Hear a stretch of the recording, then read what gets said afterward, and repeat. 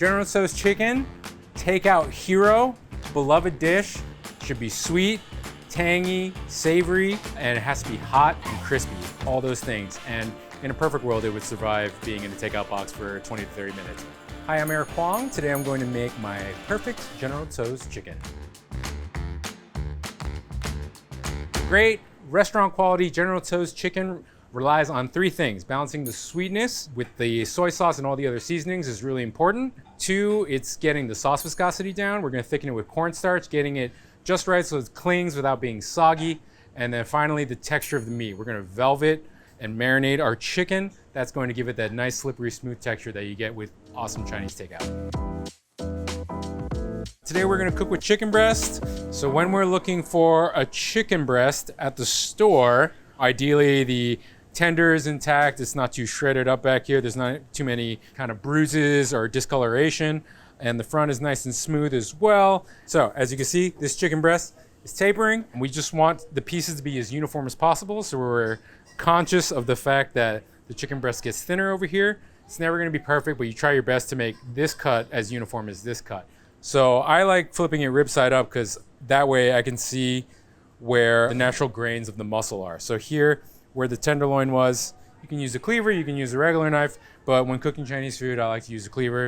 It just feels right. So I cut along here, the tenderloin part, and then I kind of cut another line here, and that way I have 3 even pieces. So we're going to cut this into roughly 1.5 inch cubes, chunks if you will. I think that's the perfect size to where the ratio of sauce to batter to protein is just right. I grew up in a Chinese restaurant, still there on Long Island. My mom's still doing it. She probably should slow down a little bit, but she's in there.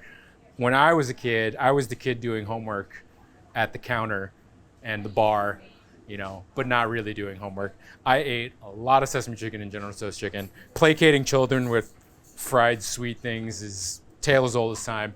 We're gonna velvet this thing. So velveting, by my definition, is mainly the addition of some sort of starch, a pure starch, like cornstarch or potato starch, and a little bit of baking soda. The cornstarch forms a matrix of sorts. It gets into the meat and it binds with all the water in the meat, and that way when you cook it, the starch helps it hold on to moisture and it gives it that slippery texture. The baking soda, it raises the pH. Slightly basic things tenderize proteins very quickly. So that's why you have this very tender bite. You can add seasonings here. You can add soy sauce, wine, sesame oil, garlic, ginger. I choose not to at this phase because I think they have a tendency to burn on the first fry. So I build all the flavor into the sauce. So all I'm going to use here is salt, egg whites, oil, cornstarch, and baking soda. We're gonna use baking soda, not baking powder, because we don't want any leavening. So you just need a little bit. Really don't need to measure it, just eyeball like let's say a dash. You can do too much. It will make the meat very mushy and you're gonna taste it. It's gonna taste like baking soda. I'm gonna add some eggs. I'm gonna just add egg whites. Egg whites also are part of the velveting process. The egg white adds a little bit of protein to help the starches cling to. And egg whites are ever so slightly basic, and they add moisture, which is going to improve the viscosity of the batter as well. I'm going to add a little bit of oil. You can add any sort of neutral oil, just not extra virgin olive oil. So we're going to mix this all together. It's going to feel kind of slippery, slimy, but that's what you want. It should be kind of lightly coating everything with like a thin kind of milky layer, if you will. It doesn't need to marinate for long. Again, we're not marinating for flavor at this stage. We're marinating for texture, and it happens pretty quickly. In a perfect universe, you do like 6 to 10 hours, but you will notice an improvement to the texture of your meat within 10 to 15 minutes. And then adding a little bit of oil is going to help prevent these from sticking to one another when you fry them. And then that's really it, you know? Does that look right to me? That looks right to me. So we're gonna make our General Tso sauce. The important thing here is balancing the sweetness. My mother's recipe in her restaurant is like 50 ingredients. We don't need to get that crazy. These things are already pretty balanced on the savory, salty, sweet scale. So that way we don't have to get too crazy with all sorts of measurements. You know, for the most part, that these things taste good on their own. We can just put them together. These are all things that might already exist in your pantry, and we make a great sauce from there. So we are gonna start with ketchup, give it that nice red color. I've always loved ketchup. I think it's perfectly balanced between all the flavors. So this is gonna be a big part of the sauce. A1 sauce. I just like it. It is actually in my mom's recipe. You can use Worcester sauce also, but this already has all the good flavors. Savory, sweet, has some viscosity. Hoisin sauce. Most hoisin sauce these days is a lot of sugar. Number one ingredient, sugar. It's sweet, it's savory, it has viscosity, and it's gonna be tasty. We're just gonna use what most people have in their home. Kikkoman is a really nice all-purpose soy sauce. It's gonna add a lot of the salt and the savoriness. I'm gonna give it a little whisk. See how viscosity-wise we're doing. Obviously, we're gonna adjust the viscosity here later when we add it to the pan with our cornstarch. This is rice vinegar. That's gonna add the tang. Also helps to balance all the sweetness. Yeah, you can pretty much use anything. I just wouldn't use any vinegar that's like too dark because you already have a lot of dark things in here. And a lot of Chinese takeout restaurants, they'll put red food coloring to give it that like striking red color. We don't have to go for that, but you don't want it too brown. You want it definitely a distinct redness to it. We eat with our eyes, folks. You know, it's important. We're gonna add a little bit of wine. This is Shaoxing wine. This is like your standard store-bought version that has salt in it to prevent chefs from drinking it on duty. This is a very strong aromatic. It's kind of an unmistakable aroma, but you can't use too much of it. You just really want to splash. Alcohol wafts a lot of aromas towards your face, towards your nose when you eat, so you just need a little bit to carry the extra flavors. All right, is it time for the MSG soapbox? MSG, it's perfectly fine for you. Billions of people eat it every single day, including yourself, whether you realize it or not. Do not fearmonger. Do not get in the comments here and tell me how this is bad for you, because it's not. There's no scientific research that says that. We don't need a ton, but adding a little bit, it's gonna give you that authentic Chinese restaurant flavor, my friends. It's really important, and it's perfectly fine for you. And then sugar. So, like we said, there's a lot of sweet things in here already. Let's see where we're at. Pretty umami salt forward, so we definitely do need to add a lot of sugar. It's gonna look like a lot, but again, we're using very little sauce. We're gonna add some ginger and garlic at this phase. We're also going to add it into the stir fry when we build the sauce. It doesn't need to be a ton, you just kind of want it to be there. Ginger can be very dominant. You don't want to get too crazy with it. We're just gonna peel it up a little bit. And nice things about cleaver is you can just smash stuff, and then stuff's ready to go, and then you just chop it up. You pick it up so nicely. See? These things are so useful. Can't do that with a regular knife. You could. It doesn't look as cool though. While I'm here, I'm gonna prep everything for the final stage, because once we begin cooking, everything happens really quickly. This is broccoli. It adds a really nice color. We're just gonna steam it simply, put it on a ring around our chicken, so you're eating some vegetables too. We just want florets. You want them to be relatively even. You don't want them too big, obviously. You want these to cook fairly quickly, and then we're just gonna blanch them in salted water. So I'm gonna slice some scallions, finely minced ginger and garlic. Those are gonna go into the pan while we're building our final sauce. First things, chilies. I just keep chilies in my pocket, apparently. All right, so we're just gonna cut these chilies into little bite-sized pieces. They're really just to add aroma and flavor and warmth to the oil. You're not really supposed to eat them, but you can. You can add the seeds if you want. You can leave them out. I'm just gonna add a few of them. We're not gonna get too crazy here. All the capsaicin, all the heat in chilies are in the seeds. I mean, there's some in the chili itself, but if you remove the seeds, you're removing probably like 70% of the heat. Scallions, there's the dark greens, the light greens, and the whites. We're going to use the whites and some of the light greens to flavor our oil and while we're building our sauce, and then we're going to use the dark greens for garnish. The white, light green parts of the scallion have a lot more allium in them, makes them a little bit more pungent and spicy.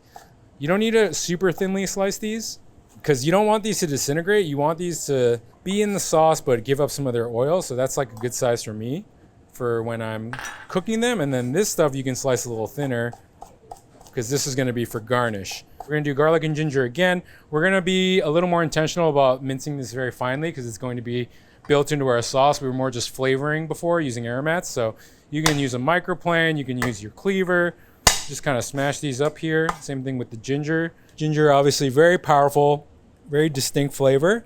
You just want it to kind of perfume the oil as you build the sauce. You really don't need a lot. Smashy, smashy, Hulk smash. It's so fast, you know? All right, we're just gonna finely mince this. I would say about a ratio of like 2 to 1 garlic to ginger.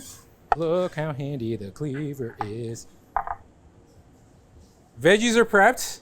These are all the things we need to build our sauce in the pan. Just gonna put it all together. All right, so it's a little unorthodox, but I'm actually going to dredge this chicken. It's not normally how you would do it in a Chinese restaurant, but it's much more dependable and consistent this way, especially when you're using home equipment. So I just built a little bit of a dredge here, flour and cornstarch, and we're gonna go wet marinated into dry, shake off, then fry. We're just gonna add a few pieces at a time here, very lightly dredged. It's really important to shake off all the excess. You want this to be a very light, delicate dredge as much as possible. Okay, now we're ready to go to the fryer. This is gonna be a double fry. So there's gonna be 2 different temperatures. The first fry, the objective is get the crust set and the protein cooked. Then we're gonna let it rest. The second fry is gonna be a higher temp, gets really crispy, real hot, real quick, and then we build the sauce, everything comes together very quickly. So this first fry, do it between like 325 and 350. So we're gonna start a little higher than that because home ranges drop temp a little more intensely than commercial fryers, as you can imagine. So I'm frying canola oil. Any sort of neutral high smoke point oil is great. And I'm gonna move these around just so they're not sticking to one another. All right, so the first fry, we're looking to fry about like 5 to 7 minutes. You want the crust to be set. You want the chicken to be cooked through, obviously. The cornstarch and the velveting is gonna help it retain some moisture. Once they start floating, that's a pretty good sign that they're pretty close to being cooked. And then we're gonna drain these. I'm gonna put these on a wire rack so that they don't get soggy. Otherwise they sit in their own moisture, they're gonna steam, and you're gonna ruin all that crust you worked so hard for. So after the first fry, crust is set, it's fully cooked. You could eat it now, but we're not going to. We're gonna do our second fry. The only goal we have here is to make this chicken super crispy, deliciously hot. So this oil is hotter than it was before, it's about 400 F. I'm just gonna keep the spider in so it doesn't get the sediment from the bottom. All right, you really only needed like a few seconds there. Very quick. Ooh yeah, nice and hot. We're cooking broccoli. I'm gonna season the water with a bit of salt, but we just got some boiling water here. We're gonna blanch these for just a few minutes, arrange them nicely on a plate, and it's gonna visually be very striking next to our General Tso's chicken. So I'm gonna do salt. Nice heavy dosage. I have broccoli florets here, roughly uniform in shape. You don't have to get too precious with it. I'm making sure there's not too much stem. That way these will cook pretty quickly, maybe just 2 minutes in boiling salted water. All right. So we're looking for super bright green, beautiful color. That way when the chicken, which has like, you know, a slight redness to it, they're gonna look really awesome together. And, you know, like you see in the Chinese restaurant on the menu, when they have pictures, you wanna eat that. Blanch the broccoli really quickly. So these are gonna be good here. We're gonna serve them with some rice and our really awesome General Tso's chicken. Hot and crispy chicken on the second fry. We got the broccoli. We're gonna build the sauce. Sauce time. We're gonna use a saute pan, just like you'd find in your home. You can use a nonstick. You can do whatever you want. You don't need a wok to do this. You don't need giant fireballs and volcanic heat either. Obviously, that's how they do it in a restaurant, but you can have great Chinese food on medium heat. It's gonna be just fine, y'all. Got all my ingredients ready. It's gonna come together pretty quickly. I'm gonna bring in some oil, bloom my aromatics and a little bit of heat. Got my sauce. I have cornstarch slurry here. Gonna adjust the viscosity of my sauce. We're gonna get some neutral oil here. A little bit of ginger garlic. Do some chilies. You're not trying to get any color. You're just blooming them up. And then we're going some scallion whites. All right, I'm gonna turn this burner on high. Just smells good. There's no color whatsoever. And then I'm gonna go with the sauce. You don't need a lot. All right, gonna stir the sauce in. Now, we use ketchup, A1, all those things have modified starches in them. So sometimes you don't even need the cornstarch, but maybe we'll just do a little bit. You don't want it to be too gloopy. You can see it's still kind of running, it's flowing. Take that off the heat for a second, and we're gonna go in with our chicken. So, we're gonna toss. As you can see, we don't have too much sauce here. You wanna toss it to coat. If you need a little bit more, you can add more. Maybe a little bit. You just want that nice, like orange, red, vibrant color. And you just want enough sauce to coat. As you can see, not a lot of excess sauce in the pan. All the aromatics nicely clinging too. Hot, crispy, sauced. Let's go plate, my friends. We're gonna do this real Chinese restaurant lunch special style. We're gonna get some steamed broccoli, steamed white rice, and our General Tso's chicken on the plate. $14.95 with a Diet Coke and an egg roll maybe? I don't know. I don't know what the going rate is these days. So, the broccoli, at least at our family restaurant, just needs to form a beautiful semicircle, as if cupping the dishes to be. Mound o' rice. And we gotta go chicken. We get some of the aromatics in there. Some chilies, some scallion. This looks great. Nice and crispy, nice and saucy, nice and shiny. Beautiful color. Steamed broccoli, arranged ever so artfully. I want to eat that.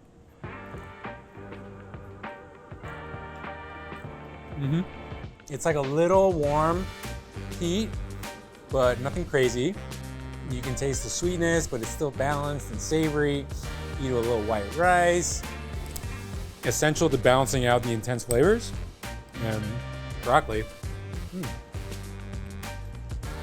Tastes just like home.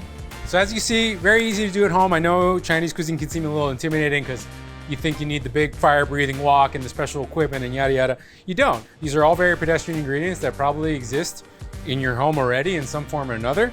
And if you don't have it, it's not a huge deal. You can leave a couple things out. The key is just learning how to do it, eating it fresh, knowing how to sauce and build flavor. That's really the key to making great Chinese food at home. Yeah, here we go. General Tso's chicken, y'all.